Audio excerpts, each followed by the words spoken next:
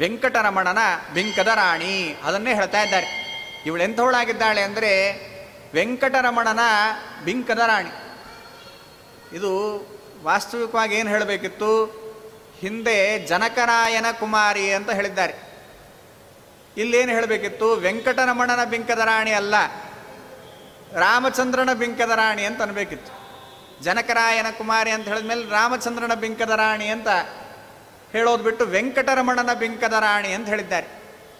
ಯಾಕೆ ಹಾಗೆ ಹೇಳಿದರು ಅಂತ ಹೇಳಿದರೆ, ಇದು ರಾಮಚಂದ್ರನ ಬಿಂಕದ ರಾಣಿ ಅಂತ ಹೇಳಿದರೆ ಅಲ್ಲೇನಾಗುತ್ತೆ, ಈ ರನ್ನಿಂಗ್ ರೇಸ್ ಏನಾದರೂ ಇಟ್ಟಾಗ ಒಬ್ಬನೇ ಇದ್ದಾನೆ, ಅವನು ಓಡಿದ, ಯಾರೂ ಇಲ್ಲ, ಅದರಿಂದ ಅವನಿಗೆ ಫಸ್ಟ್ ಪ್ರೈಸ್ ಕೊಟ್ಟರು. ಒಬ್ಬನೇ ಓಡಿದ್ದಾನೆ, ಅದರಿಂದ ಅವನಿಗೆ ಫಸ್ಟ್ ಪ್ರೈಸ್ ಕೊಟ್ಟರು ಅಂತ ಹೇಳಿದರೆ ಆವಾಗ ಯಾರೂ ಇಲ್ಲ ಅದರಿಂದ ಕೊಟ್ಟರಷ್ಟೇ ಅಂತ ಹೇಳ್ತಾರೆ.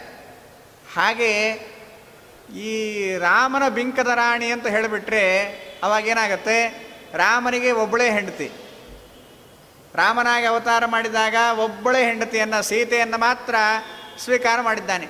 ಇದ್ದಿದ್ದೇ ಒಬ್ಬಳು ಹೆಂಡತಿ ಅಂದಮೇಲೆ ಬೇರೆ ಯಾರನ್ನು ಪ್ರೀತಿಸ್ಲಿಕ್ಕೆ ಸಾಧ್ಯ ಇದೆ, ಅವಳೇ ರಾಣಿಯಾಗಬೇಕು ಅಂತ ಗೊತ್ತಾಗ್ಬಿಡುತ್ತೆ.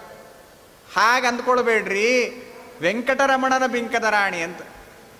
ವೆಂಕಟರಮಣ ಕೃಷ್ಣ, ಅವನು ರಮಣ ಅಂದರೆ ಬೇಕಾದಷ್ಟು ರಮಣವನ್ನು ಮಾಡಿದವನು, ಬೇಕಾದಷ್ಟು ಸ್ತ್ರೀಯರ ಒಟ್ಟಿಗೆ ವಿಹಾರ ಮಾಡಿದವನು. ಆದರೆ ವೆಂಕಟ ಅವನೇನಾಗಿದ್ದಾನೆ, ಅವನ ಬಗ್ಗೆ ಯೋಚನೆ ಮಾಡಿದರೆ ವೇಮ್ ಅಂದರೆ ಪಾಪಗಳು, ಆ ಪಾಪಗಳನ್ನು ಪುಡಿ ಮಾಡ್ತಾನಂತೆ, ಎಲ್ಲ ಪಾಪಗಳನ್ನು ಸುಡ್ತಾ ಇದ್ದಾನಂತೆ. ಹಾಗೆ ಮಾಡ್ತಾ ರಮಣನಾಗಿದ್ದಾನೆ, ಅನೇಕ ಸ್ತ್ರೀಯರ ಒಟ್ಟಿಗೆ ವಿಹಾರ ಮಾಡಿದ್ದಾನಂತೆ. ಹಾಗೆ ವಿಹಾರ ಮಾಡಿದ್ದಾನೆ, ಆದರೆ ಅದು ಅವನಿಗೆ ಏನು ದೋಷ ಅಲ್ಲ, ಪರಮಾತ್ಮನಿಗೆ ಅದು ಯಾವುದು ದೋಷ ಎಂಬುವಂಥದ್ದಲ್ಲ ಅಂತ. ದೊಡ್ಡವರು ಮಾಡುವಂತಹದ್ದು ಚಿಕ್ಕವರು ಮಾಡಿದರೆ ಅವ್ರಿಗೆ ದೋಷ ಆಗುತ್ತಂತ ವಾದರಾಜರು ಹೇಳ್ತಾರೆ. ದೊಡ್ಡವರು ಮಾಡೋದು ಚಿಕ್ಕವರು ಮಾಡಿದರೆ ದೋಷ ಆಗುತ್ತೆ, ಆದರೆ ಚಿಕ್ಕವರು ಮಾಡೋದನ್ನು ದೊಡ್ಡವರು ಮಾಡಿದರು ಅಂತ ಹೇಳಿದ್ರೆ ಅವ್ರಿಗೇನು ದೋಷ ಆಗೋದಿಲ್ಲಂತ. ಯಾಕೆಂದರೆ ದೊಡ್ಡ ಈ ನೀರನ್ನು ದೃಷ್ಟಾಂತವಾಗಿ ಹೇಳ್ತಾರವ್ರು. ಈ ನಾವು ಸಾಧಾರಣವಾಗಿ ಯಾವ ನೀರಿನಿಂದ ಕಾಲು ತೊಳ್ಕೊಳ್ತೇವಲ್ಲ, ಕಾಲು ತೊಳ್ಕೊಂಡಿರ್ತಕ್ಕಂತಹ ನೀರನ್ನು ಕುಡಿತೀವ ನಾವು ಯಾವತ್ತಾದರೂ? ಯಾವ ನೀರಿಂದ ಕಾಲು ತೊಳ್ಕೊಂಡ್ವೋ ಅದೇ ನೀರನ್ನು ತಗೊಂಡು ಕುಡಿಯೋದು ಅಂತ ಎಲ್ಲಾದರೂ ಇದೆಯಾ? ಇಲ್ಲ. ಆದರೆ ಮಧ್ವ ಸರೋವರಕ್ಕೆ ಹೋದ್ವಿ. ಮಧ್ವ ಸರೋವರ ಅಲ್ಲಿ ಒಳ್ಳೆ ಕ್ಷೇತ್ರ, ಅಲ್ಲಿಗೆ ಹೋದಾಗ ಆ ಸರೋವರದಲ್ಲೇ ಕಾಲು ತೊಳ್ಕೊಳ್ತೇವೆ.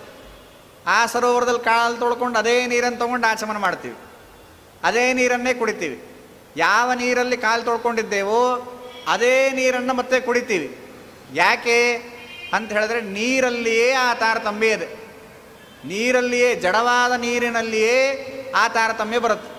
ಕೆಲವೊಂದು ನೀರು ಕಾಲು ತೊಳೆದುಕೊಂಡು ಕೂಡಲೇ ಅದು ಅಶುದ್ಧ ಆಗಿ ಹೋಯಿತು, ಅದನ್ನು ನಾವು ಕುಡಿಲಿಕ್ಕೆ ಸಾಧ್ಯ ಇಲ್ಲ. ಆದರೆ ಕೆಲವೊಂದು ನೀರಲ್ಲಿ ಕಾಲು ತೊಳ್ಕೊಂಡ್ವಿ ಅಂತ ಹೇಳಿದ್ರು ಆ ನೀರನ್ನು ಭಕ್ತಿಯಿಂದ ಅದನ್ನು ಕುಡಿತೇವೆ. ಯಾಕೆ ಅಂದರೆ ಅದರಲ್ಲಿ ಅದು ಶ್ರೇಷ್ಠತೆ, ಅದು ದೊಡ್ಡದು. ಹಾಗೆ ನಾವೇನಾದರೂ ತಪ್ಪು ಮಾಡಿದ್ವಿ ಅಂತ ಹೇಳಿದರೆ ಅದೆಲ್ಲ ಕೊಳಕು, ನಮ್ಮನ್ನು ಮುಟ್ಲಿಕ್ಕೂ ಸಾಧ್ಯ ಇಲ್ಲ, ಹೊಲಸಾಗಿ ಹೋಗ್ತೇವೆ. ಆದರೆ ಪರಮಾತ್ಮ ರಮಣನಾದರೂ ಕೂಡ ಅನೇಕ ಸ್ತ್ರೀಯರ ಒಟ್ಟಿಗೆ ವಿಹಾರ ಮಾಡಿದ ಅಂತ ಹೇಳಿದರೂ ಕೂಡ ಅದು ಅವನಿಗೆ ದೋಷ ಅಲ್ಲ. 16,108 ಜನ ಗೋಪಿಕಾ ಸ್ತ್ರೀಯರಿದ್ದಾರೆ, ಅದೇ ರೀತಿಯಾಗಿ ಬೇರೆ 16,108 ಜನರ ಒಟ್ಟಿಗೆ ಪರಮಾತ್ಮ ವಿಹಾರ ಮಾಡಿದ. ವಿಹಾರ ಮಾಡಿದರೂ ಕೂಡ ದೋಷ ಅಲ್ಲ. ಯಾಕೆ? ಒಂದು, ಅವರೆಲ್ಲ ಅಗ್ನಿಪುತ್ರರು, ಅವರೇ ಕೇಳಿಕೊಂಡು ಬಂದಿದ್ದಂತೆ, ಅಗ್ನಿಪುತ್ರರೇ ಮದುವೆಯಾಗಬೇಕು ಅಂತ ಕೇಳಿಕೊಂಡು ಮದುವೆಯಾಗಿದ್ದಾರೆ. ಇನ್ನೊಂದು, ಅವರು ಅಪ್ಸರಾ ಸ್ತ್ರೀಯರಾದ್ದರಿಂದ ಅವರು ಉಪಾಸನೆ ಮಾಡೋದೇ ಹಾಗಂತ. ಗೋಪಿಕಾ ಸ್ತ್ರೀಯರಾಗಬೇಕಾದ್ರೆ ಪರಮಾತ್ಮನನ್ನು ಉಪಾಸನೆ ಮಾಡೋದೇ ಜಾರ ಅಂತ ಉಪಾಸನೆ ಮಾಡ್ತಾರಂತೆ. ಹಾಗಾಗಿ ಪರಮಾತ್ಮ ಅವರ ಉಪಾಸನೆಗೆ ಯೋಗ್ಯವಾದ ಫಲವನ್ನು ಕೊಟ್ಟಿದ್ದಾನೆ. ಈ 16,100 ಜನ ಏನಿದ್ದಾರೆ, ನರಕಾಸುರನ ಬಂಧನದಲ್ಲಿದ್ದು ಒದ್ದಾಡ್ತಾ ಇದ್ದವರನ್ನು ಬಿಡಿಸಿ ಬೇರೆ ಗತಿ ಇಲ್ಲ ಅಂದಾಗ ಇವರನ್ನು ಸ್ವೀಕಾರ ಮಾಡಿದ್ದಾನೆ. ಹಾಗೆ ಇಷ್ಟೆಲ್ಲ ಮಾಡಿದರೂ ಅವನಿಗೆ ಯಾವ ದೋಷವೂ ಇಲ್ಲ. ಯಾಕೆ ಅಂದರೆ ಅವನು ವೆಂಕಟ, ಅವನು ತನ್ನ ಸ್ಮರಣೆ ಮಾಡಿದರೆ ಪಾಪಗಳನ್ನು ಪರಿಹಾರ ಮಾಡುವಂಥವನು ಅಂತ. ಅಂದರೆ ಕೃಷ್ಣ ಯೋಚನೆ ಮಾಡೇ ಮಾಡಿದ್ದಂತೆ, ಇದೆಲ್ಲವನ್ನು ಮಾಡಿದ್ದು ನಮಗಾಗೇ ಮಾಡಿದ್ದಂತೆ. ಯಾಕೆ ಅಂದರೆ ಕಲಿಯುಗದಲ್ಲಿ ಜನರ ಸ್ವಭಾವ ಹೇಗಿರುತ್ತೆ ಅಂತ. ಕಲಿಯುಗದಲ್ಲಿ ಜನರಿಗೆ ನಿಮಗೇನಾದರೂ ನಾವು ಪುರಾಣ ಹೇಳ್ತೇವೆ ಅಂದರೆ ಕೇಳಲಿಕ್ಕೆ ಮನಸ್ಸಾಗೋದಿಲ್ಲಂತೆ. ಯಾರಾದರೂ ಕಳ್ಳತನ ಮಾಡಿದ್ದಾರೆ ಅನ್ನೋ ವಿಷಯ ಹೇಳಿದ್ವಿ ಅಂತ ಹೇಳಿದರೆ ಕೂಡಲೇ ಖುಷಿಯಿಂದ ಕೇಳ್ತಾರಂತೆ. ಕಳ್ಳತನ ಮಾಡಿದ್ರ, ಹೇಗೆ ಮಾಡಿದರು ಅಂತ ಅದನ್ನು ಕೇಳ್ತಾರಂತೆ. ಯಾರಾದರೂ ವ್ಯಭಿಚಾರ ಮಾಡಿದ್ದಾರೆ ಅಂತೇನಾದರೂ ಹೇಳಿದ್ವಿ ಅಂತ ಹೇಳಿದರೆ, ಹೌದಾ, ಹೇಗೆ ಮಾಡಿದರು, ಯಾವ ರೀತಿಯಾಗಿ ಹಾಳಾಗಿದ್ದಾರೆ, ಆ ಎಲ್ಲ ಪ್ರಸಂಗವನ್ನು ಹೇಳ್ರಿ ಅಂತ ಇಡೀ ದಿವಸ ಕೂತ್ಕೊಂಡು ಕೇಳ್ತಾರಂತೆ. ಹಾಗೆ ಯಾರದ್ದೋ ಕಳ್ಳತನ, ಯಾರೋ ಮಾಡಿದ ವ್ಯಭಿಚಾರ, ಅದನ್ನು ಕೇಳಿಕೊಂಡು ನಾವು ಹಾಳಾಗಬಾರ್ದು. ಅದಕ್ಕೆ ಕೃಷ್ಣ ಏನು ಮಾಡಿದ, ತಾನೇ ಕಳ್ಳತನ ಮಾಡಿದ, ತಾನೇ ವ್ಯಭಿಚಾರ ಮಾಡಿದ ಅಂತ. ಅದರಿಂದ ಏನಾಯಿತು, ಇದೇ ಸ್ವಾರಸ್ಯವಾಗಿದೆ ಅಂತ ಕೃಷ್ಣ ಮಾಡಿದ ಕಳ್ಳತನ, ಕೃಷ್ಣ ಮಾಡಿದ ವ್ಯಭಿಚಾರವನ್ನು ಕೇಳಿಕೊಂಡು ಆ ಮೂಲಕವಾಗಿ ಆದರೂ ಪರಮಾತ್ಮನ ಸ್ಮರಣೆ ಬಂದು ನಾವು ಉದ್ಧಾರವನ್ನು ಹೊಂದಬೇಕು ಅನ್ನೋ ಕಾರಣಕ್ಕಾಗಿ ಇದನ್ನು ಮಾಡಿದ ಅಂತ. ಹಾಗೆ ವೆಂಕಟ ಅವನ ಸ್ಮರಣೆಯನ್ನು ನಮಗೆ ನಿರಂತರವಾಗಿ ಕೊಟ್ಟು ಪಾಪಗಳನ್ನು ಪರಿಹಾರ ಮಾಡ್ತಾ ಇದ್ದಾನೆ. ವೆಂಕಟ ರಮಣ ಬಿಂಕದ ರಾಣಿ ಅಂತ ಹೇಳಿದ್ದಾರೆ. ಅವನಿಗೆ ಭಾರೀ ಪ್ರೀತಿ ಪಾತ್ರಳಾಗಿರತಕ್ಕಂತಹ ರಾಣಿ ಅಂತ ಹೇಳಿದರೆ ಅದು ಲಕ್ಷ್ಮೀದೇವಿ ಅಂತ. ಯಾಕೆ ಅಂತ ಹೇಳಿದರೆ, ಪರಮಾತ್ಮ ಇಷ್ಟು ಜನರನ್ನು ಸ್ವೀಕಾರ ಮಾಡಿದ, ಇಷ್ಟು ಸ್ತ್ರೀಯರನ್ನು ಸ್ವೀಕಾರ ಮಾಡಿದ. ಅಷ್ಟು ಸ್ತ್ರೀಯರನ್ನು ಸ್ವೀಕಾರ ಮಾಡಿದ್ದು ಯಾಕೆ ಅಂತ ಹೇಳ್ತಾರೆ. ಎಲ್ಲ ಸ್ತ್ರೀಯರು ಕೂಡ ನಾನು ಪರಮಾತ್ಮನ ಹೆಂಡತಿ ಆಗಬೇಕು ಅಂತ ಬಯಸಬಹುದಾ? ಬಯಸ್ಲಿಕ್ಕೆ ಬರೋದಿಲ್ಲ ಅಂತ. ಹಾಗೆಲ್ಲ ಸ್ತ್ರೀಯರು ಕೂಡ ನಾನು ಪರಮಾತ್ಮನ ಹೆಂಡತಿ ಆಗಬೇಕು ಅಂತ ಅಂದ್ಕೊಳ್ಳಿಕ್ಕೆ ಸಾಧ್ಯ ಇಲ್ಲ ಅಂತ.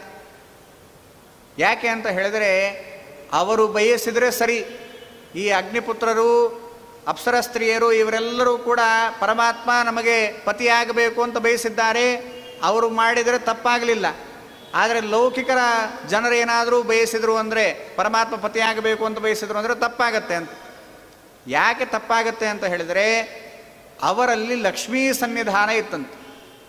ಆ ಪ್ರತಿಯೊಬ್ಬರನ್ನೂ ಪರಮಾತ್ಮ ಸ್ವೀಕಾರ ಮಾಡಲಿಕ್ಕೆ ಕಾರಣ ಅದಂತ, ಲಕ್ಷ್ಮೀ ಸನ್ನಿಧಾನ ಇತ್ತಂತೆ. ಪರಮಾತ್ಮನೇ ಹೇಳ್ತಾನೆ, ಋತೇರಮಾಂ ಜಾತು ಮಮಾಂಗ ಯೋಗ ಯೋಗ್ಯಾಂಗನಾನೈವ ಸುರಾಲಯೇಪಿ. ರಮಾದೇವಿಯನ್ನು ಹೊರತುಪಡಿಸಿ ನನ್ನ ಅಂಗದ ಸಂಘವನ್ನು ಹೊಂದುವಂತಹ ಯೋಗ್ಯತೆ ಯಾವ ಹೆಣ್ಣಿಗೂ ಇಲ್ಲ ಅಂತ. ರಮಾದೇವಿ ಇದ್ದರೆ ಮಾತ್ರ, ಲಕ್ಷ್ಮೀದೇವಿ ಅಲ್ಲಿ ಸನ್ನಿಹಿತಳಾಗಿದ್ದಾಳೆ ಅಂದರೆ ಮಾತ್ರ ಅವರನ್ನು ಮಾತ್ರ ನಾನು ಸ್ವೀಕಾರ ಮಾಡ್ತೇನಷ್ಟೇ ಹೊರತು ಬೇರೆ ಯಾವ ಸ್ತ್ರೀಯನ್ನು ಕೂಡ ನಾನು ಸ್ವೀಕಾರ ಮಾಡೋದಿಲ್ಲ ಅಂತ ಪರಮಾತ್ಮ ಹೇಳೋದು. ಹಾಗಾಗಿ ಇಷ್ಟು ಜನ ಸ್ತ್ರೀಯರಿದ್ದರೂ ಕೂಡ ಪರಮಾತ್ಮ ರುಕ್ಮಿಣೀ ದೇವಿಯನ್ನು, ಅವಳನ್ನು ಪ್ರೀತಿಸುವಷ್ಟು ಬೇರೆ ಯಾರನ್ನು ಕೂಡ ಪ್ರೀತಿಸೋದಿಲ್ಲಂತೆ. ಎಲ್ಲರಲ್ಲಿ ರುಕ್ಮಿಣೀ ದೇವಿಯ ಸನ್ನಿಧಾನ ಇದೆ. ಆದ್ದರಿಂದ ಅವರು ಪರಮಾತ್ಮನಿಗೆ ಪ್ರಿಯರಾಗಿದ್ದಾರೆ ಅಷ್ಟೇ ಹೊರತು ರುಕ್ಮಿಣೀ ದೇವಿಯ ಸನ್ನಿಧಾನ ಇಲ್ಲ ಅಂತ ಹೇಳಿದರೆ ಅವರು ಯಾರೂ ಪ್ರಿಯರಾಗೋದಿಲ್ಲಂತೆ. ಅಷ್ಟೇ ಯಾಕೆ, ಈ ಷಣ್ಮಹಿಷಿಯರನ್ನು ಹೇಳಬೇಕಾದರೆ ಅಷ್ಟಮಹಿಷಿಯರಲ್ಲಿ ಸತ್ಯಭಾಮೆ ರುಕ್ಮಿಣೀ ದೇವಿ ಇದ್ದಾಳೆ. ಷಣ್ಮಹಿಷಿಯರಲ್ಲಿ ಜಾಂಬವತಿ ಇದ್ದಾಳೆ. ಆ ಜಾಂಬವತಿ ಬೇರೆ 5 ಜನ ಇದ್ದಾರಲ್ಲ ಷಣ್ಮಹಿಷಿಯರಲ್ಲಿ, ನೀಲ, ಕಾಳಿಂದಿ, ಭದ್ರ, ಇವರೆಲ್ಲ ಏನಿದ್ದಾರೆ, ಇವರೆಲ್ಲರಿಗಿಂತ ಶ್ರೇಷ್ಠಳಾದವಳು ಯಾರು ಅಂತ ಹೇಳಿದರೆ ಜಾಂಬವತಿ ಅಂತ ಹೇಳ್ತಾರೆ. ರುಕ್ಮಿಣೀ ದೇವಿ, ಸತ್ಯಭಾಮಾದೇವಿ, ಅವರು ಲಕ್ಷ್ಮೀದೇವಿಯೇ ಅವ್ರು ದೊಡ್ಡವರು ಅಂತ. ಈ 6 ಜನ ಬೇರೆ ಅಷ್ಟಮಹಿಷ್ಯರಲ್ಲಿ ಉಳಿದ 6 ಜನದಲ್ಲಿ ಶ್ರೇಷ್ಠಳಾದವಳು, ದೊಡ್ಡವಳು ಯಾರು ಅಂತ ಹೇಳಿದರೆ, ಪರಮಾತ್ಮನಿಗೆ ಹೆಚ್ಚು ಪ್ರಿಯಳಾದವಳು ಯಾರು ಅಂತ ಹೇಳಿದರೆ ಜಾಂಬವತಿ ಅಂತ ಹೇಳ್ತಾರೆ. ಯಾಕೆ ಅಂತ ಹೇಳಿದರೆ, ಜಾಂಬವತಿಯಲ್ಲಿ ಲಕ್ಷ್ಮೀ ಸನ್ನಿಧಾನ ಜಾಸ್ತಿ ಇದೆ ಅಂತ. ಹಾಗಾಗಿ ಲಕ್ಷ್ಮೀ ಸನ್ನಿಧಾನ ಜಾಸ್ತಿ ಇರೋದರಿಂದ ಅವಳು ಬಲರಾಮದೇವರಿಗೆ ಸಮಾನ ಆಗ್ತಾಳೆ ಅಂತ. ತಾರತಮ್ಯದಲ್ಲಿ ಈ ರುದ್ರಾದಿಗಳಿಗೆ ಸಮಾನ ಆಗುವಂತಹ ಯೋಗ್ಯತೆ ಇರೋದು ಜಾಂಬವತಿಗಿದೆ ಅಂತ. ಯಾವಾಗ ಲಕ್ಷ್ಮೀ ಸನ್ನಿಧಾನ ಜಾಸ್ತಿ ಇರಬೇಕಾದ್ರೆ ಆ ಯೋಗ್ಯತೆ ಇದೆ ಅಂತ. ಹಾಗಾಗಿ ಪರಮಾತ್ಮನಿಗೆ ಅತ್ಯಂತ ಪ್ರಿಯಳಾದವಳು ಜಾಂಬವತಿ, ಲಕ್ಷ್ಮೀ ಸನ್ನಿಧಾನ ಇರೋದರಿಂದ. ಅಂದರೆ ಪರಮಾತ್ಮನಿಗೆ ಎಷ್ಟೇ ಜನ ಹೆಂಡಂದಿರಿದ್ದರೂ ಕೂಡ ಬಿಂಕದ ರಾಣಿ ಯಾರು ಅಂದರೆ ಲಕ್ಷ್ಮೀದೇವಿನೇ ಅಂತ. ಹಾಗಾಗಿ ವೆಂಕಟರಮಣನ ಬಿಂಕದ ರಾಣಿ ಅಂತ ಹೇಳ್ತಾ ಇದ್ದಾರೆ. ಅಂತಹ ಲಕ್ಷ್ಮೀದೇವಿ ಅತ್ತಿತ್ತಗಲದೆ ಭಕ್ತರ ಮನೆಯೋಳು ನಿತ್ಯ ಮಹೋತ್ಸವ ನಿತ್ಯ ಸುಮಂಗಲ ಸತ್ಯವ ತೋರುತ ಸಾಧು ಸಜ್ಜನರ ಚಿತ್ತದಿ ಹೊಳೆಯುವ ಪುತ್ಥಳಿಗೊಂಬೆ. ಆ ಲಕ್ಷ್ಮೀದೇವಿ ಇದು ಮದುವೆ ಪ್ರಸಂಗ ಅಂತ ಮುಂದೆ ಸ್ಪಷ್ಟವಾಗಿ ಹೇಳ್ತಾ ಇದ್ದಾರೆ. ಅತ್ತಿತ್ತಗಲದೆ ಭಕ್ತರ ಮನೆಯೋಳು. ಈ ಮುಂದೆ ಶುಕ್ರವಾರದ ಪೂಜೆ ವೇಳೆಗೆ ಅಂತ ತಿಳಿಸಿದ್ದಾರೆ. ಶುಕ್ರವಾರದ ಪೂಜೆ ನಡಿಬೇಕಾದರೆ ನೀನು ಬರಬೇಕು, ಪರಮಾತ್ಮ ನೀನು ಬರಬೇಕು ಎಂಬುದಾಗಿ ಲಕ್ಷ್ಮೀದೇವಿಯನ್ನು ಕರಿತಾ ಇದ್ದಾರೆ. ಅಲ್ಲ, ಶುಕ್ರವಾರದ ಪೂಜೆ ಅಂತ ಯಾಕೆ? ನಮಗೆ ಯಾವಾಗಲೂ ದಿನ ಪೂಜೆ ಮಾಡಬೇಕಾದ್ರೆ ಬರಬಾರ್ದಾ? ಶುಕ್ರವಾರದ ಪೂಜೆ ಮಾತ್ರ ಯಾಕೆ? ಬೇರೆ ದಿನ ಪೂಜೆ ಮಾಡಬೇಕಾದ್ರೆ ಲಕ್ಷ್ಮೀ ಸನ್ನಿಧಾನ ಬೇಡವಾ? ನಾರಾಯಣನ ಸನ್ನಿಧಾನ ಬೇಡವಾ? ಲಕ್ಷ್ಮೀನಾರಾಯಣರ ಅನುಗ್ರಹ ಬೇಡವಾ?